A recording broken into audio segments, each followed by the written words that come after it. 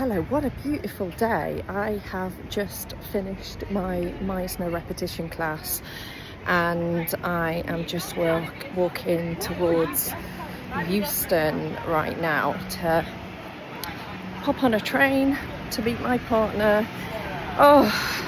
And yeah, back into life zone now after Meisner repetition. It's like I'm saying to everybody, life feels more different in rep. It's working out a muscle, what is innately in us, but we've been trained out of in life, which is to be directly honest and to follow our innate impulses, which we don't do in life. And it brought up a lot for people today, but also to not just to follow our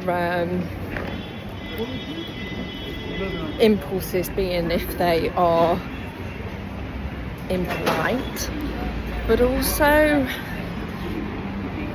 to really notice when we are creating ideas or problems that are not about the moment. I made a point today of keeping it clean outside of class. Things might come up. We might have really intimate scenes, we might have really aggressive scenes, we might have really sad, bereaved scenes. There's so many possibilities what we could have in a rep. They do feel, and I'm calling them scenes because when the repetition gets to behaviour, point of view, truthful response, moment to moment, it starts to feel very dynamic and it starts to flow. The more you allow the behaviour to flow, the more you start to look like real people in a situation. This is why at the baseline, listening and following our impulses freely is like the baseline to any good acting. Otherwise it's forced, it's layering pretend and fakeness on top of something that is stuck, which looks odd and disconnected. Funny, I've just tripped up my words and stumbled there, because that was a lesson of today as well, that to get towards someone's humanness, which sometimes is in the tripping up over the words. We had this in an actor today who's very, very reserved and contained and polite, and he was making himself very palatable and disarming for a young attractive lady he was working with. The impulse is, well, she's cute and she's beautiful, but he was making himself appear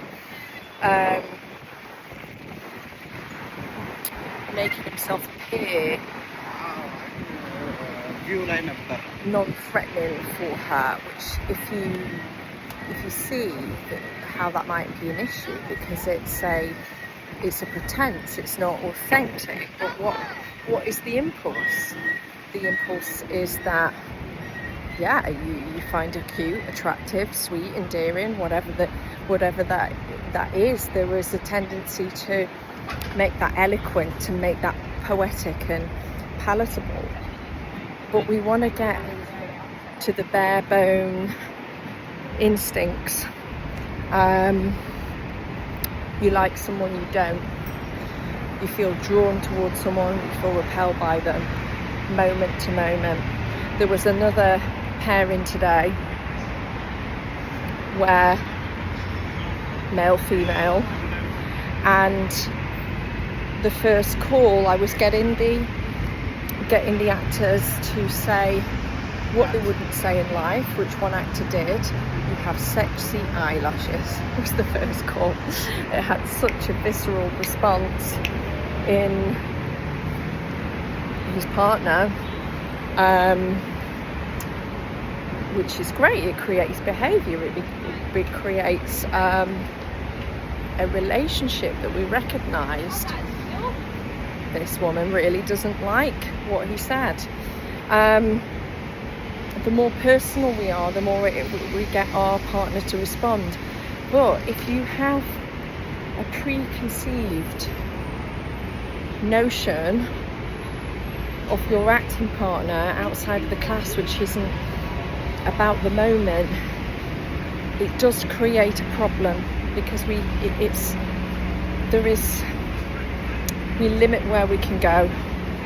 So wouldn't it be ideal if we didn't have that? But this is life, and this happens, drama happens. So we've got to do what we can to make sure we come in from a clean slate, and trust that maybe it's just gentle exposure to the person or the situation, the reflection outside of the work. Keep showing up and it will all knit together. Don't expect colossal results each time. Sometimes you don't have a big breakthrough in one class. There is a guy that's been showing up. He doesn't come to every class, but he's worked with me before some years ago, taken a break, has come back to the work, and his note was to follow his physical impulses more. And I have really started to notice that now in a very, very organic way, and it isn't forced. Because his attention and his listening is so rooted, then the freedom in his impulses just seem very natural and organic and surprising.